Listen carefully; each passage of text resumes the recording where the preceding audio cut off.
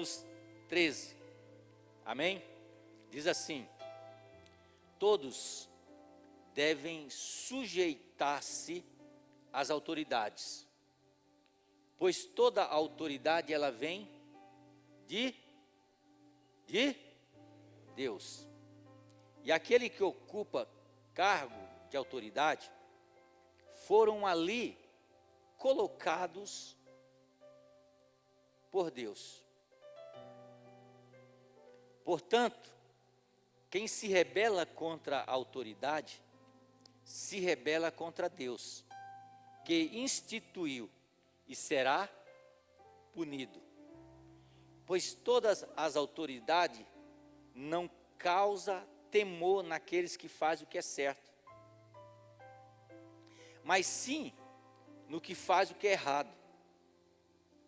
Você deseja viver livre de medo das autoridades? Faça o que é certo e elas o honrarão. As autoridades estão a serviço de Deus para o seu bem. Mas se você estiver fazendo algo errado, é evidente que deve temer, pois elas têm o poder de puni-lo, pois estão a serviço de Deus para castigar os que praticam o mal.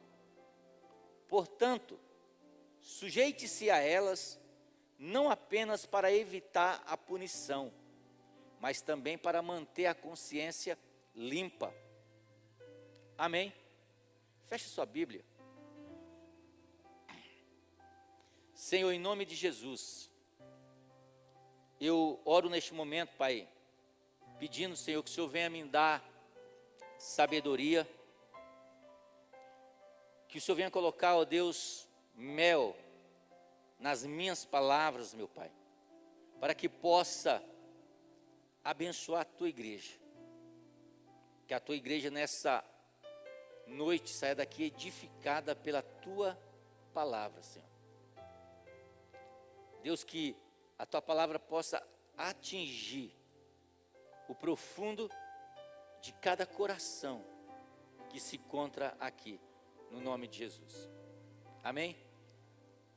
Nós estamos numa série de mensagens que fala sobre vivência espiritual, conhecendo a igreja de Cristo.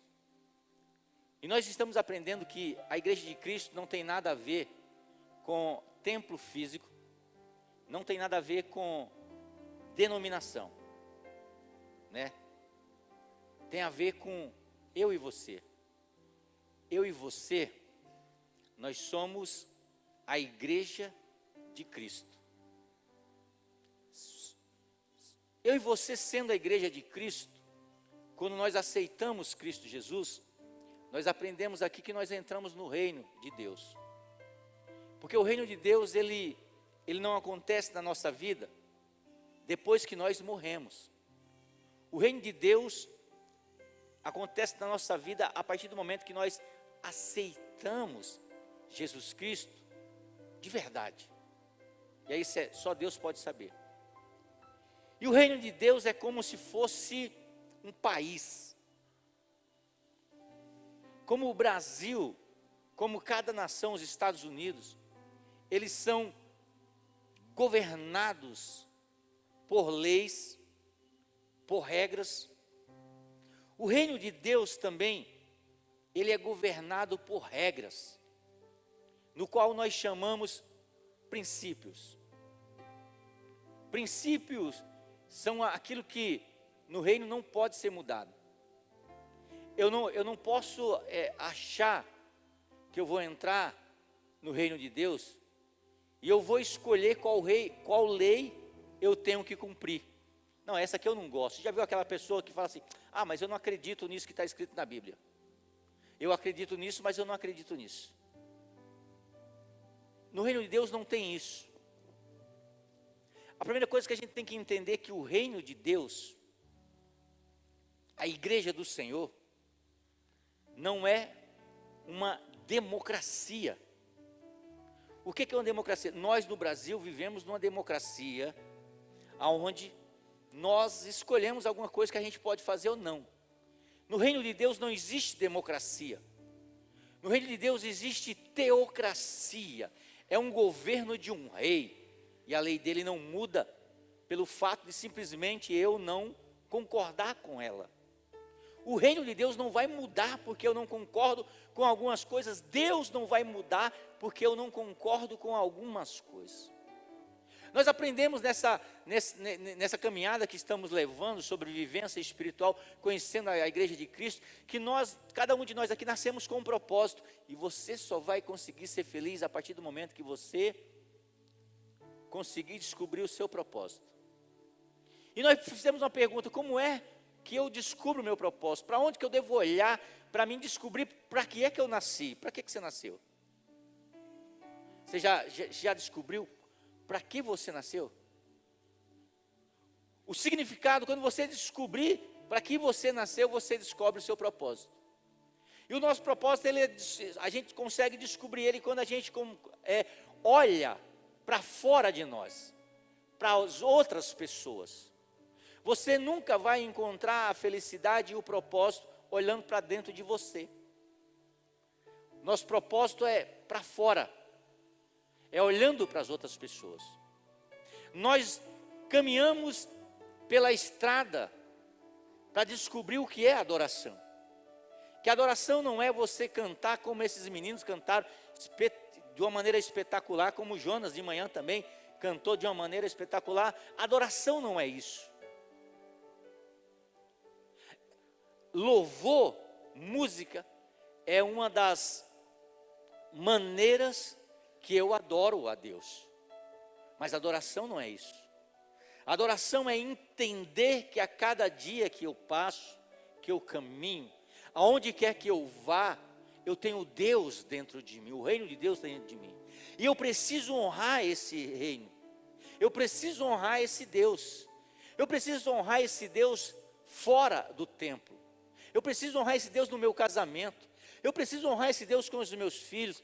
Eu preciso honrar esse Deus no trabalho, onde eu trabalho, na faculdade, quando eu pego um ônibus. E é isso que nós entendemos, que os verdadeiros adoradores adorarão o Pai em espírito e em verdade, quando eles entendem que Ele carrega o reino, eles carregam Deus dentro de si.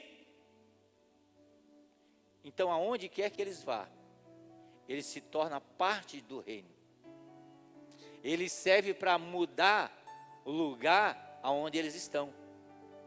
Eles colocam bandeira. É por isso que Pedro diz que nós somos embaixadores do reino. Eu e você somos embaixador do reino. E aonde nós andamos, no nosso trabalho, a gente cria uma embaixada ali, que representa o reino de Deus. E a pergunta que eu faço para você, na sua faculdade, na sua escola, no seu trabalho, como é que esse reino de Deus está sendo representado aonde você está? E um dos princípios que move o reino de Deus, que vamos aprender nessa noite, é o princípio da honra. Você lembra ainda o que é honra? Princípio esse, que nós não vemos lá fora mais. O filho não honra mais o pai. Antes, quando eu era criança, que você via seu pai, você ia dormir, como é que a gente falava aí? Bênção, pai, bênção, mãe. O que era isso? Nossos pais nem eram cristãos, mas eles entendiam o que é honra. Hoje, os filhos não honram mais os pais. Os pais não honram os filhos. O patrão não honra o empregado. E o empregado, por sua vez, não honra o patrão. Isso é lá fora. Mas dentro da igreja, o diabo tem construído uma cultura da desonra, aonde um irmão não honra o outro. A igreja não honra a sua liderança. O liderado não honra aquele que lidera. E no reino de Deus, um dos princípios do reino de Deus para a prosperidade é a cultura da honra, ensinada por Jesus. E nessa noite, eu peço graça a Deus e que Ele coloque nos meus lábios, que as palavras que saem dos meus lábios sejam como favos de mel. Mas nessa noite eu quero falar sobre lealdade e deslealdade. Porque a honra ou a desonra tem a ver com essas duas palavras, lealdade e deslealdade. E quando eu estava pensando exatamente nisso, eu me lembrei de um livro que eu tinha faz tempo, inclusive, eu levei há alguns anos parte da nossa equipe de liderança para fazer um curso lá em Valinhos, baseado nesse livro do Dag Miller, que é um pastor, um apóstolo da igreja Farol, que é uma igreja da África, mas tem seus braços estendidos em quase todos os continentes. E ele fala muito sobre a cultura da lealdade e da deslealdade. Porque isso é totalmente bíblico. Mas primeiro, para a gente entender o que é lealdade. Lealdade é respeito aos princípios que norteia a honra. Isso é lealdade. Fidelidade. Compromisso assumido. Lealdade. E o que é deslealdade? Deslealdade, o dicionário ele simplifica isso. Ele diz que é falsidade e traição. Agora, como é que eu aprendo o que é lealdade? Uma das maneiras de você aprender algo é você estudar esse algo ao contrário.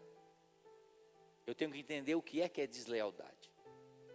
Ninguém é desleal de uma noite para o dia. O marido não trai a esposa, nem a esposa trai o marido do dia para a noite. A pessoa desleal, ela vai deixando passos, ela vai deixando pegadas, ela vai dando sinais. E ele fala aqui, que a deslealdade é um processo. Eu vou ler o que está escrito aqui. A deslealdade não ocorre simplesmente da noite para o dia. Tornar-se desleal é um processo. Muitas pessoas não sabem que estão mudando para ser desleais. Muitos líderes não percebem a deslealdade em seus colegas. Há dois motivos porque você tem que conhecer os estágios da deslealdade. Você tem dois motivos porque você deve conhecer sobre deslealdade e lealdade. Primeiro motivo, isso irá ajudar a você identificar e eliminar dentro de você qualquer tendência para a deslealdade. Segundo, isso irá ajudar a detectar deslealdade em qualquer pessoa que você convive. A deslealdade, ela segue alguns passos que ele diz aqui. Primeiro passo, primeiro estágio de uma pessoa que vai se tornar desleal. Ela começa a ter um espírito independente. O estágio da independência é tão sutil que a maioria das pessoas não reconhece pelo que verdadeiramente ele é, desleal. Quando uma pessoa pertence a um grupo, a um ministério ou a uma empresa, e ele desenvolve uma atitude independente, ele quase se torna um autônomo naquele contexto. As regras da organização não controlam ele mais, ele ainda é parte da igreja, mas o que quer fazer, ele faz independente. Então ele não tem compromisso com a empresa, ele não tem compromisso mais com o casamento, ele não tem compromisso mais com a igreja. Ele faz o que quer. Ele se torna, como diz aquele louvor, se torna uma pipa voada. Ele vai, faz o que dá na cabeça. Segundo estágio da deslealdade que ele fala aqui, é o estágio da ofensa. Mateus 24, ele diz assim: nesse tempo muitos serão escandalizados. O estágio da ofensa é tudo aquilo que se fala, ele se ofende. Tudo aquilo que se prega, ele se ofende. Tudo aquilo que você vai fazer, ele se ofende. Então primeiro ele tem um espírito independente, depois ele começa a se ofender por qualquer coisa. Depois disso ele passa para o próximo estágio, que é o estágio de passividade. Depois de se sentir ofendido, essa pessoa, ela passa para o estágio de passividade do processo da deslealdade. Ou seja, ele começa a não se envolver mais em nada.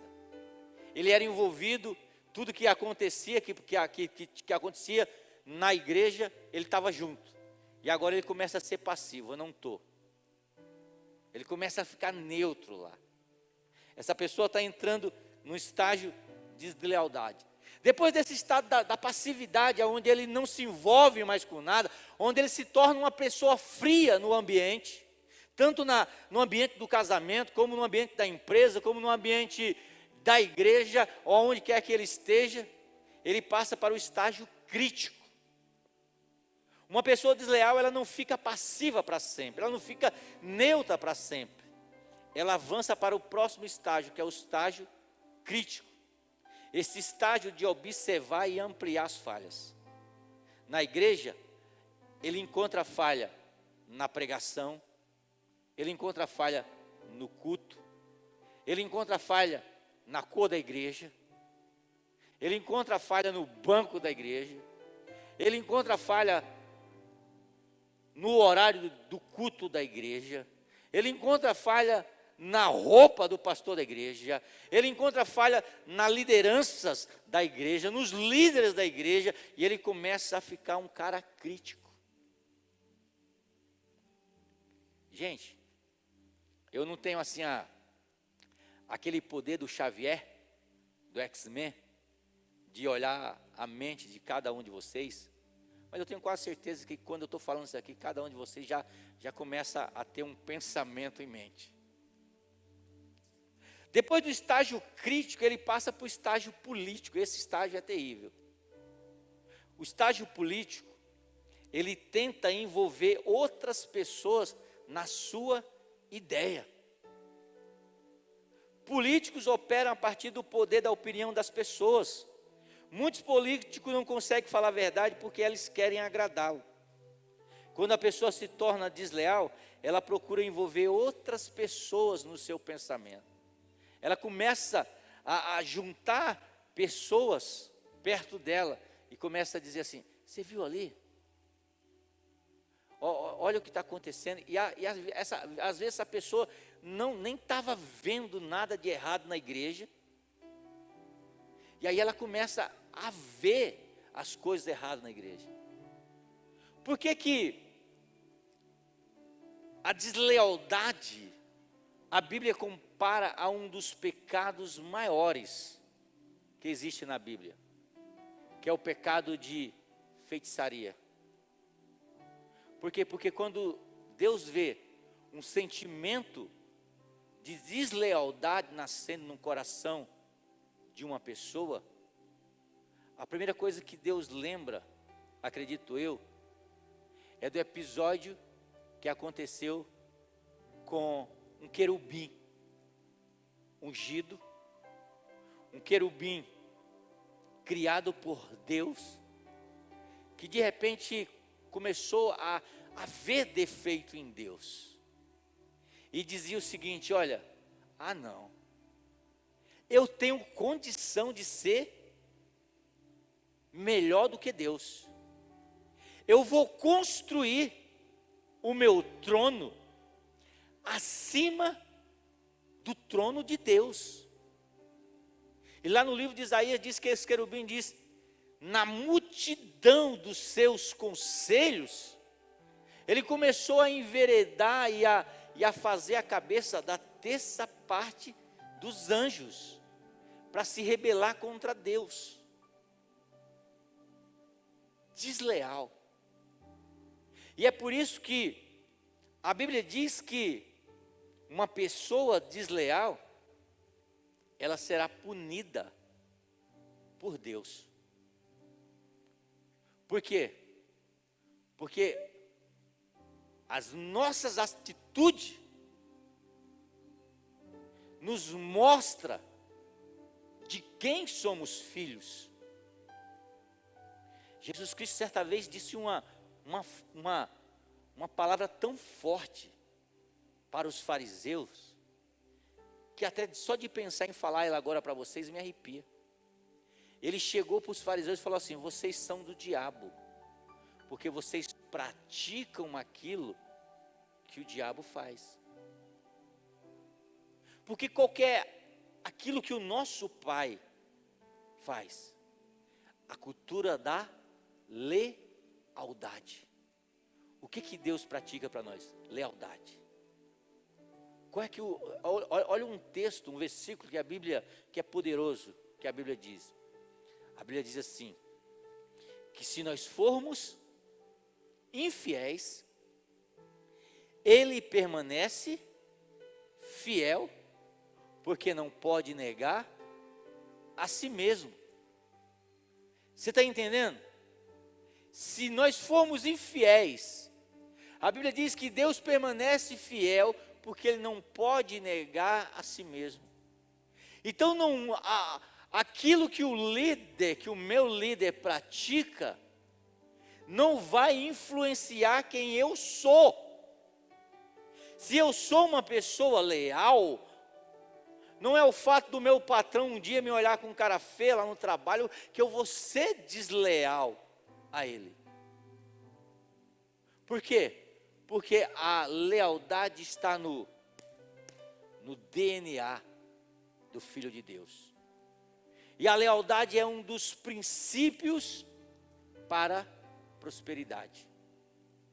Me mostra uma pessoa que viveu a vida em deslealdade, olha para a vida dele e vê se ele está realmente prosperando em todas as áreas da sua vida.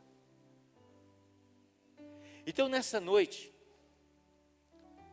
eu quero aprender com você um princípio que vai alavancar a tua vida de uma maneira poderosa. 1 Samuel capítulo 15 e o verso 22 diz assim: a obediência é melhor do que sacrifício, e a submissão é melhor do que a gordura de carneiro. O que ele está dizendo? Não adianta eu ser uma pessoa que ora, não adianta eu ser uma pessoa que vive em monte, que entende muito da Bíblia, mas se eu não sou uma pessoa que tenho lealdade. Lealdade é princípio de Deus. Ele diz que a lealdade, ela é melhor do que qualquer sacrifício. 1 Pedro capítulo 2 e o verso 13 diz: por causa do Senhor, por causa de quem? Sujeite-se a toda autoridade constituída entre os homens. Eu falei de manhã cedo aqui, não estou falando de política, irmão, amém? Esses dias eu falei para um amigo meu de coração, falei: irmão, eu repliquei uma postagem e ele, na hora, falei: irmão, eu não discuto religião, política e futebol. Porque isso só dá confusão. Então eu não estou aqui falando de política. Eu não sou fã do governador do nosso estado. Não votei nele, não votarei nele, não sou fã. Mas uma das coisas que eu reconheço e sempre reconheci, que ele é autoridade constituída por Deus na esfera civil sobre a minha vida. É por isso que quando ele dizia nas suas coletivas, vai fechar tudo. Alguns amigos meus não fechavam a igreja. Eu ia lá e fechava. Por quê? Porque eu concordava? Não. Eu achava uma coisa muito sem nexo. Você, não podia fazer uma reunião com 50 pessoas, mas você podia ficar entulhado dentro de um ônibus. Mas mesmo assim eu fechava a igreja. Por quê? Ele é autoridade constituída por Deus. Ou seja, foi Deus que pôs ele lá? Não. Mas Deus ouviu o apelo do povo, e ele sendo bom ou não, eu achando bom ou não, Deus confirmou ele lá. Assim como Saul, quando o povo começou a olhar para as outras nações e falaram para Deus, nós queremos um rei. Deus ficou com o coração triste, Carla. A Bíblia diz. Samuel ficou com o coração triste e foi conversar com Deus, e Deus estava com o coração mais triste do que o coração de Samuel. E Deus consolou o coração de Samuel desse jeito: Samuel, não fique triste, porque eles não rejeitaram você, eles rejeitaram a mim. Mas vai para eles e dá esse recado para eles. Samuel foi lá e falou: Deus mandou dizer para vocês, vocês querem um rei? Ele vai dar o rei que vocês escolherem. Mas entenda uma coisa, esse rei vai levar os seus filhos para a guerra. Esse rei vai pegar metade da colheita de vocês para ele. Esse rei vai pegar as terras de vocês para ele. E o povo disse: nós queremos um rei. E Deus falou: tudo bem. E aí deram o quê? Saul. Foi Deus que escolheu Saul? Não. Mas Deus validou. Deus constituiu. O que é constituir? Imagina só. Mais ou menos no dia 4 de abril de 2016, a igreja, a junta da igreja que representa a igreja, a oitava igreja do Nazareno, me convidou para ser pastor aqui. Aí o pastor Fernando, ele veio num culto aqui, numa celebração, e me constituiu como pastor aqui, validando a escolha da igreja representada pela junta. Então, por exemplo, o presidente que está lá, ruim ou bom, falando asneira ou não, Deus o constituiu como autoridade. Foi Deus que pôs ele lá? Foi o povo. E Deus o quê? Constituiu. A partir do momento que essas pessoas são constituídas, ou seja, Deus aprovou, validou, ela se torna o quê? Autoridade sobre a minha vida. Eu posso desobedecer uma autoridade constituída por Deus? Sim ou não? Existe um princípio que nós não, de maneira nenhuma, poderemos obedecer nenhuma autoridade. Quando ela quebra o princípio das leis de Deus.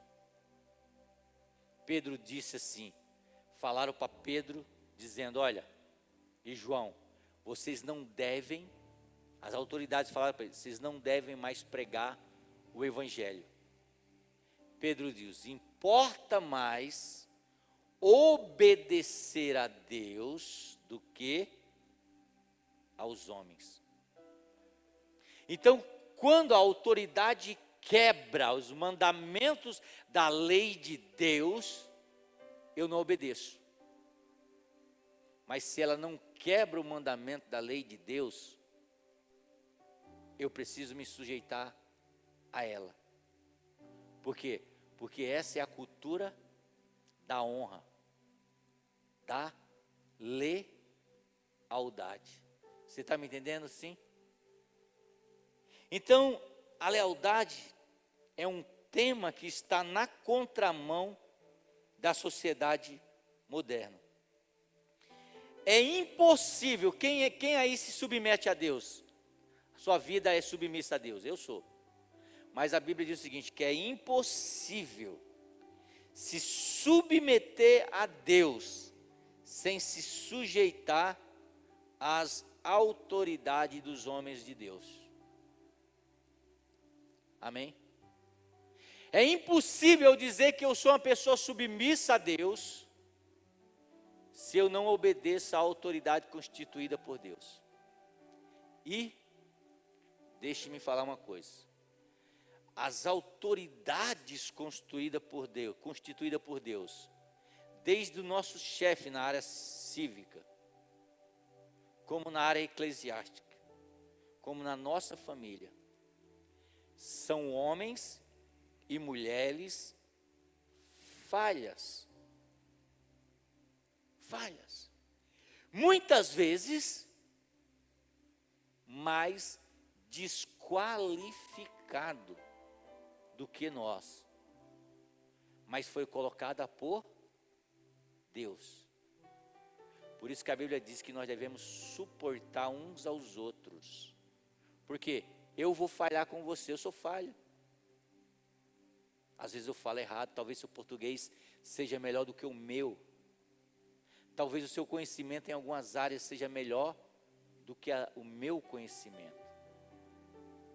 Mas qual é a diferença? A diferença é que mesmo esses homens de Deus sendo falhos, existe algo que você só vai ter quando Deus te constituir por autoridade na vida de algumas pessoas.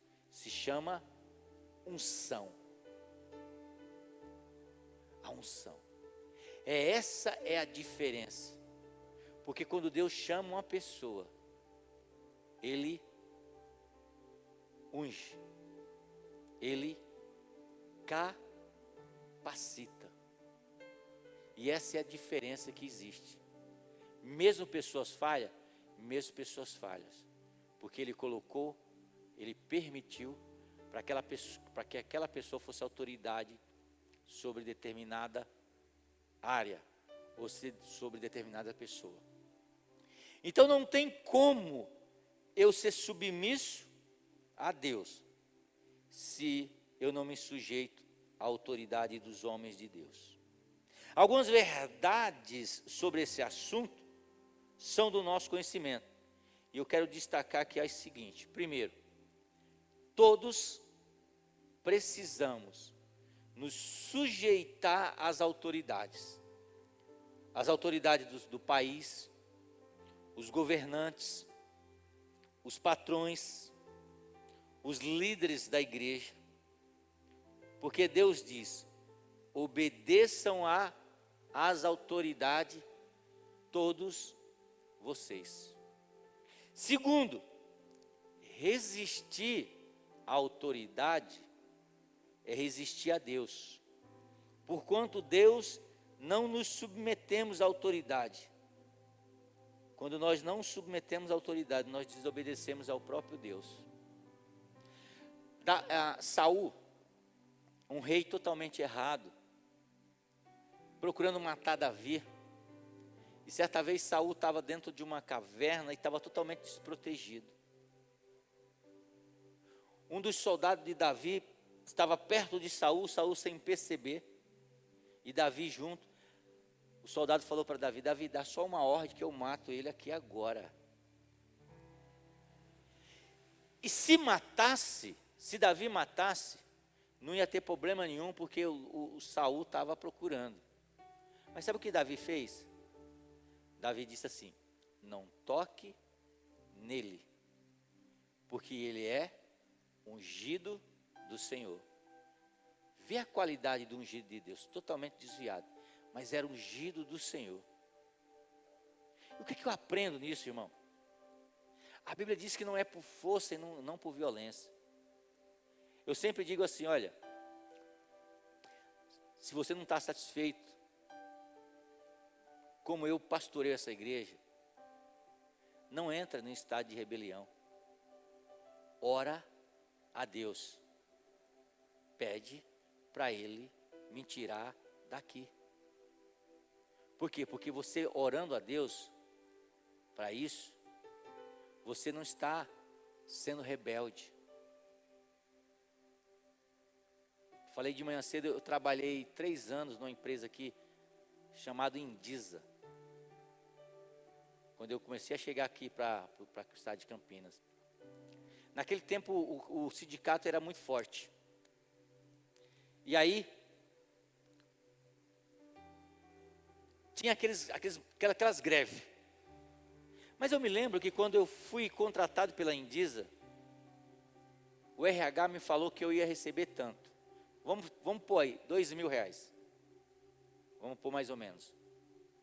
E aí, 3 meses depois, estourou uma greve. E aí o que eu fiz? Eu não participei dessa greve. Eu entrei. E como é que os caras que furam a greve são chamados? Pelego. Não é isso? Pelego entrou. Só que aí é o seguinte, eu tinha combinado com a empresa que eu ia receber R$2.000. Então não tinha por que eu fazer greve para receber mais do que aquilo. Quando não deu mais para mim, quando eu achei que não dava mais para mim, que eu estava ganhando pouco, o que eu fiz? Eu fui no RH e pedi: me manda embora, vamos fazer um acordo. Por quê? Porque eu estava honrando a porta que foi aberta para mim. Eu estava deixando uma porta aberta, porque se eu voltasse, a porta estaria aberta para mim. E eu estaria concordando com aquilo que a gente combinou, que o combinado não faz caro. Mas fazer greve, eu não fiz. E nunca me faltou nada, porque essa é uma cultura da honra. Terceiro, quando nos levantamos contra a autoridade de Deus, que Deus colocou sobre nós, atraímos sobre nós o juízo de Deus sobre a nossa vida. Deus delega autoridade em algumas áreas da nossa vida, por exemplo, na área civil, na área profissional. Talvez você seja melhor do que seu chefe. E a coisa não é legal, tipo, a gente saber que a gente é melhor e ter alguém que é pior do que a gente ser chefe da gente. É ou não é? Mas de alguma forma ele está lá. Então ora a Deus que a sua oportunidade vai chegar. Uma hora o negócio reverte. Mas nunca pratique a cultura da desonra, da deslealdade. Então algumas áreas da nossa vida, a área civil, a área profissional, a área familiar. O filho, tem filho aqui nessa noite, tem que entender que o seu pai e a sua mãe é autoridade sobre a tua vida. Não grite com ele, respeite. O seu pai e a sua mãe é autoridade sobre a tua vida. Muitas vezes eu vejo alguns filhos tratando um pai, que eu falei de manhã, dá vontade de tirar a cinta e bater no pai, não no filho. Por quê? Porque se chegou a esse estágio é que o pai não se colocou como autoridade sobre a vida dele. Por outro lado, os pais também devem aprender a honrar os seus filhos. A Bíblia fala sobre isso. Filhos, honrem seu pai. Pai, honre seus filhos. Pastores, honre seus membros. Membros, honre seus pastores. Tenha lealdade. Tem algumas pessoas que elas se acham atrevidas, mas eu não. Quando às vezes elas chegam para mim e falam: pastor, eu não gostei disso que o Senhor falou. Quando elas olham no meu olho e falam isso.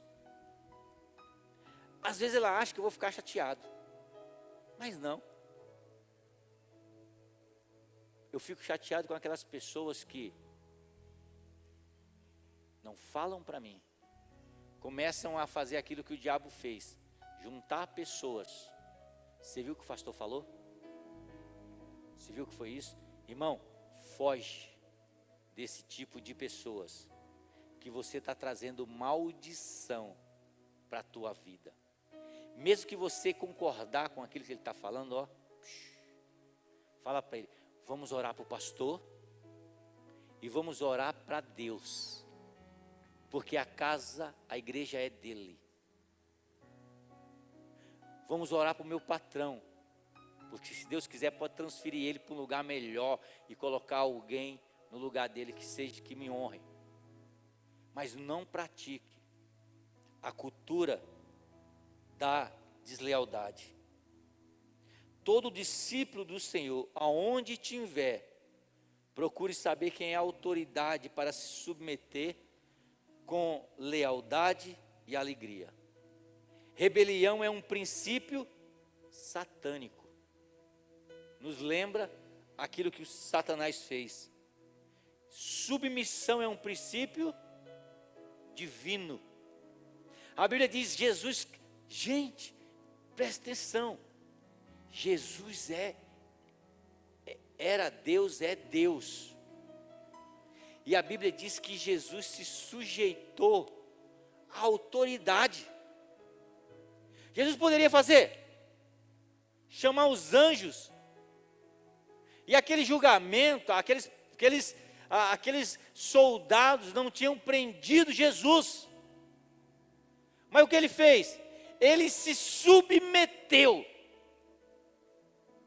E é por isso que a Bíblia diz que Deus deu um nome que está acima de todos os nomes, que é o nome de Jesus. Todo joelho vai se dobrar nos céus e na terra. Você quer ser honrado? Você quer que o seu nome seja gritado por tempos e tempos? Aprenda a cultura da lealdade. Porque se você for leal no seu casamento, na sua família, no seu emprego, lá na sua escola, na sua igreja, com o seu líder, Deus vai te honrar,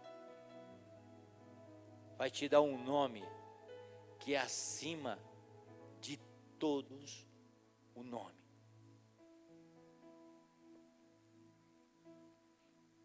Filipenses 2:5 diz: tendo em vós o mesmo sentimento que houve também em Cristo Jesus. Antes a si mesmo se esvaziou, e a si mesmo se humilhou, tornando-se obediente até morte, e morte de cruz. Quem está cheio do Espírito Santo é obediente. Sabia disso? Se submeta à autoridade da igreja. A igreja de Cristo é governada por Cristo e não pelo povo. Não existe democracia dentro da igreja de Jesus. Não tem democracia aqui. Eu acho isso, não. Aqui não tem. O governo é de Deus. É dele. Não é do pastor, é de Deus. Agora, quais são as autoridades delegadas na igreja? Primeiro, qual é a autoridade maior aqui nessa igreja? Jesus é a autoridade aqui na igreja. Por isso que eu falo, não é o que eu falo, é o que a Bíblia fala. Então aprenda a ler a sua Bíblia, aprenda a trazer um caderno e notar, porque pode ser que alguma coisa que eu me escape eu fale errado. Porque a autoridade aqui é Jesus Cristo. Segunda autoridade, a palavra de Deus. Aqui não é profeta que se levanta, embora a gente creia em profecia, nós cremos em profecia, mas a palavra de Deus, ela é acima de qualquer profecia. Paulo diz que mesmo que um anjo do céu venha e pregue um evangelho que não seja esse evangelho, seja considerado anátema, amaldiçoado. Então, a primeira autoridade na igreja é Jesus. A segunda autoridade na igreja é a palavra de Deus. A terceira autoridade é os pastores. Mesmo que você veja falha nos pastores, eu tenho falha, pastor Adriano tem falha, pastor Júnior tem falha, os outros pastores têm falha. Mas fomos colocados por Deus aqui para abençoar a sua vida. A autoridade do pai e da mãe, materno, paterno. A autoridade de uns com os outros. Agora, qual os benefícios de se submetermos à autoridade? Primeiro, nós agradamos a Deus. Quem quer agradar a Deus? Todos. Segundo, nós obtemos segurança para a nossa vida. Terceiro, temos nossa natureza carnal tratada. Porque nós não somos um bicho louco. A gente precisa ter autoridade para poder colocar limites na nossa vida. Sabe? Por que as pessoas não querem hoje se submeter? Por exemplo, tem muitas pessoas que vão numa igreja, vão noutra, e tem algumas pessoas que preferem uma igreja grande, onde ele chega, ele senta e ele vai embora. Por quê? E aí ele não quer se membrar, não quer ser membro, por quê? Porque se eles for membro, o pastor vai ajudá-lo, vai cuidar da vida dele espiritualmente. Aí o pastor vai dizer para ele: meu irmão, você não pode ficar traindo a sua esposa, você não pode ficar enchendo a cara aí todo dia. Então, por ele não querer dar satisfação para ninguém, ele prefere não fazer parte desse corpo. Porque quando eu faço parte de um corpo, eu tenho que dar satisfação para o meu irmão. Eu não posso, fazer o que eu quero. Por quê? Porque eu tenho que primeiro ver se aquilo que eu vou fazer vai machucar o meu irmão ou não. Eu tenho limites. Agora, quando eu não tenho compromisso com nada, eu faço o que eu quero e não dou satisfação a ninguém. E aí eu não tenho autoridade sobre a minha vida. Você está entendendo? Então é por isso que a Bíblia diz que nós devemos ter ser sujeito às autoridades constituídas por Deus. Eu gostaria que você curvasse a sua cabeça e fechasse seus olhos. Os meninos vão fazer um louvor. Depois eu volto e quero orar pela sua vida nesta noite. Faça a sua oração neste momento. Se essa palavra falou com o seu coração, comece a meditar nela. Comece a falar com Deus neste momento.